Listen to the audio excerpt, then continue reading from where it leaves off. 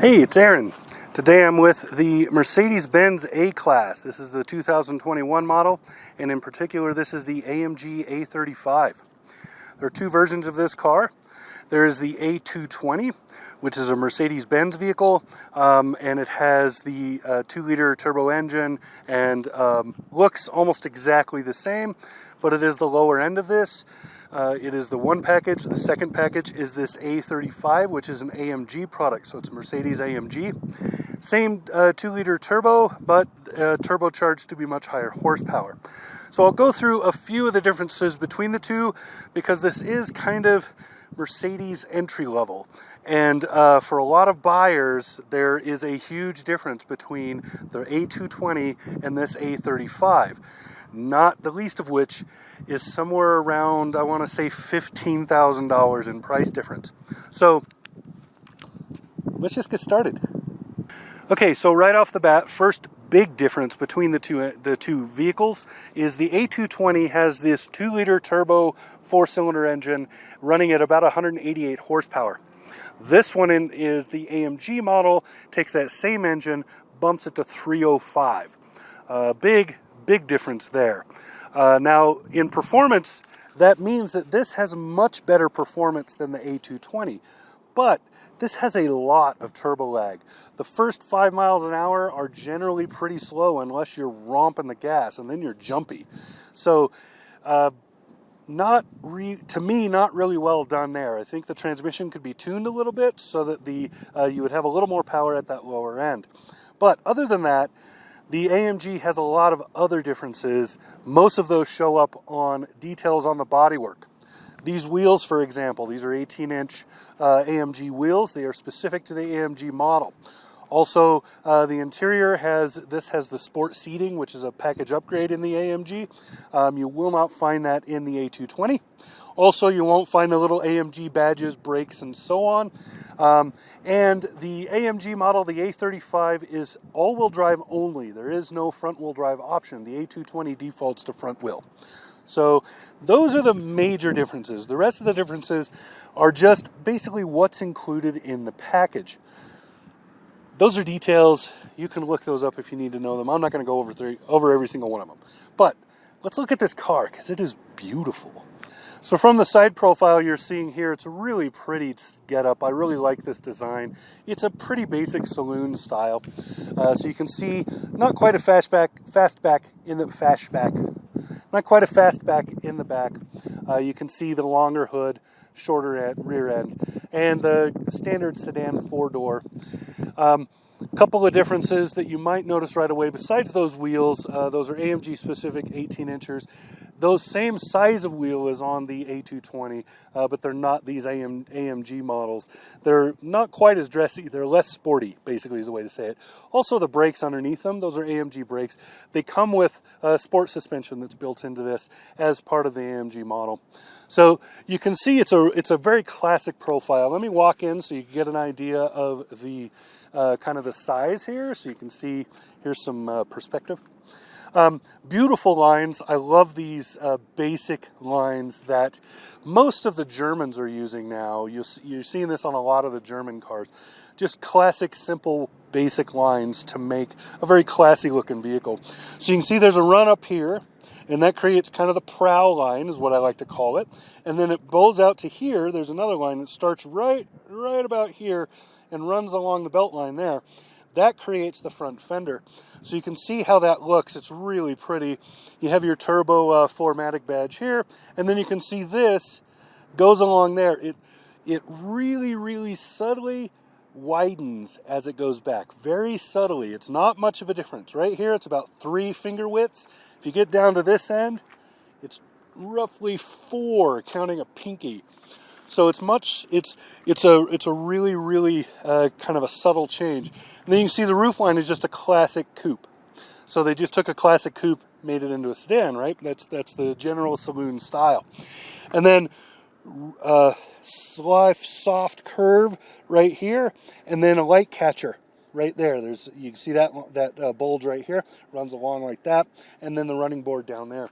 So it's a really good look catches light and moves it around really, really well. You can probably see that yellow parking line and then how it suddenly changes. Because of this curve, it should be curving inward a little bit. So really cool looking. Back here, it comes along and then this part of the belt line dies, so you just have this line that goes and then fades right as it gets to that tail light. And mark of a luxury car used to be, not so much anymore, now you see it in a lot of vehicles, to have that line run through the filler. That's the filler cover. That's an unusual thing. Used to be that meant they spent a lot of extra time and money on the car. At least it gave that impression. I don't think it actually meant time and extra money, but it does mean that the fitment is a little more difficult. But you can see, comes back, and then this pillar gets wider right here, right? Because it curves quickly and gets wide, and that helps accentuate this rear so that it feels rear-wheel driven, even though it's not. By default, it's front-wheel drive. But like I said, in the A35, it's all-wheel drive by default. And then back here, this fin, this is an AMG add-on. This fin goes with this, I don't know what to call it because it's European. I want to say deck, because here in the US, this is the trunk and that's a deck. But in Europe, this is the boot. So I don't know. Anyway, but really nice lines, really, really classic. Now, you can get, there are attachments so you can get roof racks on this. So if you're a winter driver, maybe do some skiing once in a while, stuff like that, you can put roof racks on here, take them on and off. And this also has the large glass sunroof. So the glass goes to right here and it opens up like a glass sunroof. Let's go around and let's look at the back a little bit for some style. We'll look at the very front for some more style, and then I'll talk about the interior. So a quick look at the rear of the car. You can see that it comes down and just abruptly cuts. That's, again, classic saloon. Really, really pretty. I like the way that they did the lines back here so that the lights are coming across. Everything is a little more rounded, so it looks more, I don't know, aero. You have two tailpipes because it's the AMG model, but they're on a split. They're not individual runs all the way from the front. So it comes back as one pipe and then splits to make two, and that's for looks because you can see the lower diffuser and everything down there. Really, really pretty setup. Let's go look at the grille. So one thing I will say hand over fist that Mercedes has over BMW and Lexus is their grille work.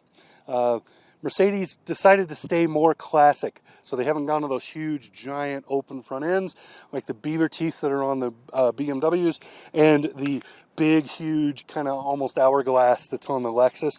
This is more of just a classic stripe across grille. Where Mercedes has changed is this. The emblem's gotten bigger as the hood ornament got smaller.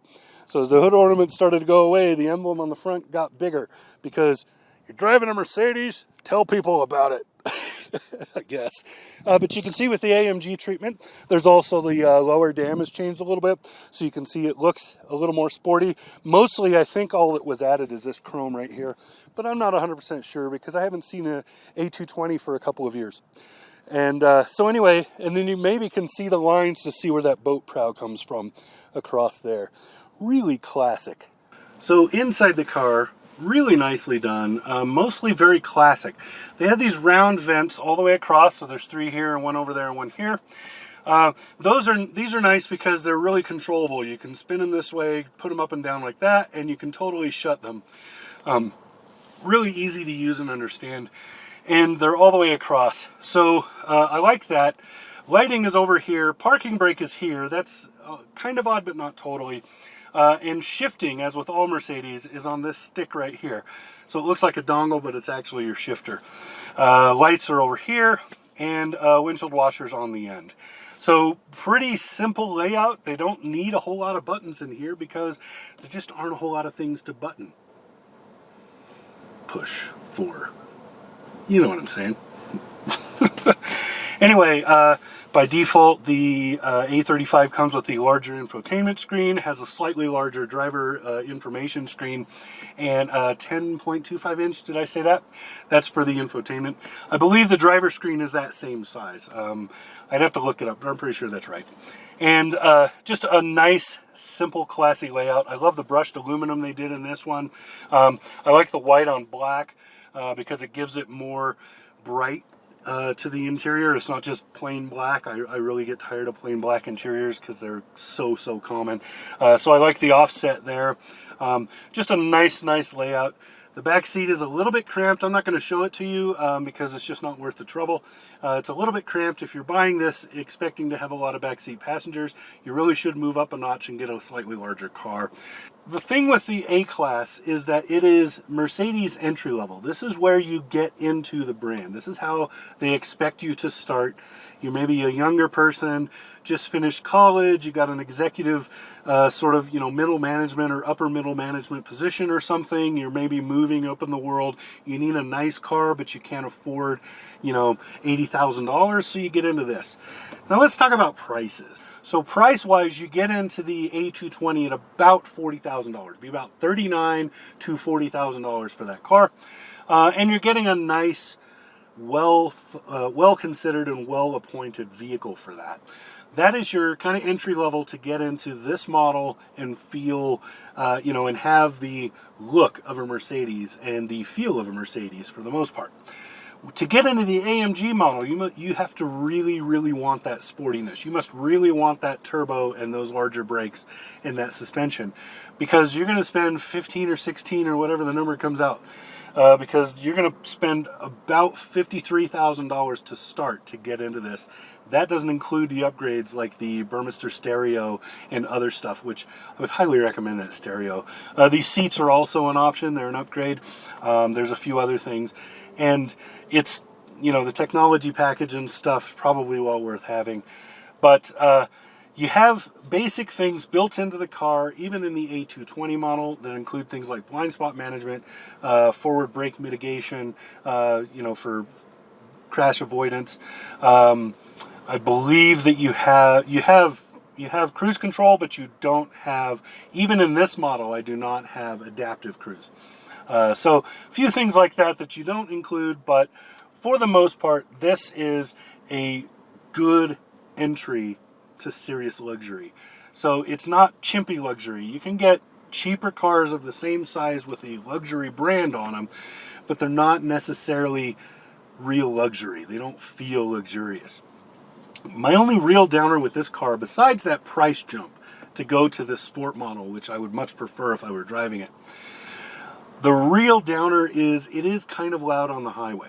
So it's not as quiet as you expect a luxury car. But in order to price it, there had to be some corners cut. That's why I think they didn't spend as much time tuning to accommodate that turbo, the higher output up there, to try to fix that 0 to 5 point that has trouble with, and why it doesn't have the sound deadening on the freeway and stuff. It's because they had to make a price point. So I can't really fault it too much, because at $40,000, this is a great car. Even at $53,000, this is still a really great car. So, I don't know. So there you go. That's what I got. This has been Aaron, and this is the 2021 Mercedes A-Class. Beautiful setup, really good entry level for this luxury brand, and just a fun car to drive. It just feels fun. It's not overpowering at any point.